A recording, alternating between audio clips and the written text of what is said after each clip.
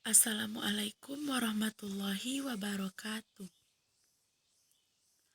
Saya Hanifatul Hasanah dengan NIM 21042151 akan menjabarkan sedikit materi tentang penegakan hukum perdata di Indonesia, di mana materi tersebut merupakan hasil diskusi kelompok 2 yang beranggotakan Hafiz Muthalib dengan NIM 21042149, saya Hanifatul Hasanah dengan NIM 21042151, Ori Erlangga dengan NIM 21042185, Regina Fadila dengan NIM 21042199, dan Rizky Alfajri dengan NIM 21042206, dengan dosen pengampu Bapak Aldri Frinaldi. Yang pertama yaitu kita akan membahas pengertian hukum perdata. Seperti yang kita ketahui, hukum perdata merupakan hukum yang mengatur hubungan antar perseorangan yang memiliki karakter mengatur dengan tujuan melindungi kepentingan individu atau individual interest.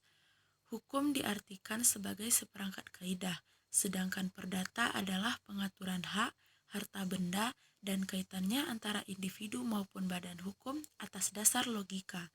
Dalam tradisi hukum di dataran Eropa atau civil law, dikenal pembagian hukum perdata menjadi dua, yaitu yang pertama hukum publik, yang mengatur hubungan antar negara dan perseorangan atau kepentingan umum. Yang kedua, hukum privat, yang mengatur hubungan atau kepentingan perseorangan. Sementara dalam sistem Anglo-Saxon atau common law tidak mengenal semacam pembagian di atas. Selanjutnya yaitu sistematika hukum perdata. Yang pertama, hukum pribadi atau perorangan.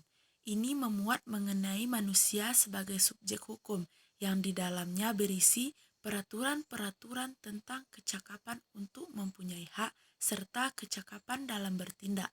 Yang kedua, hukum keluarga. Seperti yang tertuang dalam KUHP Perdata dalam aturan buku 1 yang isinya mengatur hubungan yang tercipta dari hubungan kekeluargaan seperti perkawinan dan juga hukum kekayaan suami istri. Yang ketiga, hukum kekayaan. Hukum ini mengatur antara orang dengan harta kekayaan yang mereka miliki. Yang keempat, hukum waris. Hukum ini mengatur tentang harta benda seseorang setelah orang tersebut meninggal dunia. Hukum ini berisikan tentang peralihan hak serta kewajiban pewaris kepada ahli warisnya dalam bidang kekayaan. Selanjutnya yaitu penegakan hukum perdata di Indonesia. Berlakunya hukum perdata di Indonesia tidak terlepas dari banyaknya pengaruh kekuatan politik liberal di Belanda yang mencoba berupaya melakukan perubahan-perubahan yang mendasar di dalam tata hukum kolonial. Keadaan hukum perdata di Indonesia dari dahulu sampai sekarang tidak ada keseragaman atau pluralisme. Setelah bangsa Indonesia merdeka dan sampai saat ini, Kitab Undang-Undang Hukum Perdata yang dikodifikasi tahun 1848 masih tetap dinyatakan berlaku di Indonesia.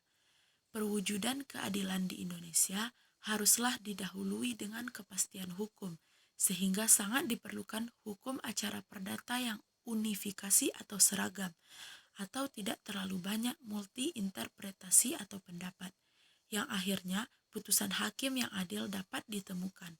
Jadi, hukum acara perdata yang pluralistik dalam penerapannya di Indonesia banyak timbul hambatan, tantangan dan rintangan, tidak mencerminkan kepastian hukum, serta sangat sulit mewujudkan keadilan. Maka sangat dibutuhkan satu kesatuan hukum acara perdata yang unifikasi dalam penegakan hukum di Indonesia. Selanjutnya yaitu beberapa contoh hukum perdata. Yang pertama, kasus Nek Minah yang dipenjara selama 1 bulan 15 hari karena hal sepele, yaitu mencuri 3 buah kakao di perkebunan milik PT Rabun Sari Antan yang dinilai tidak adil dibandingkan para koruptor yang dibiarkan melenggang bebas dan menghirup udara segar.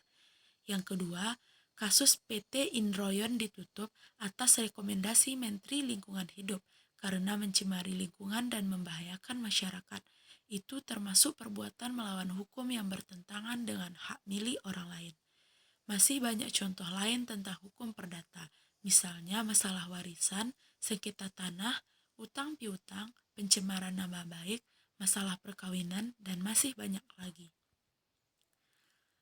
Baiklah, sekian penjabaran materi dari saya. Terima kasih. Assalamualaikum warahmatullahi wabarakatuh.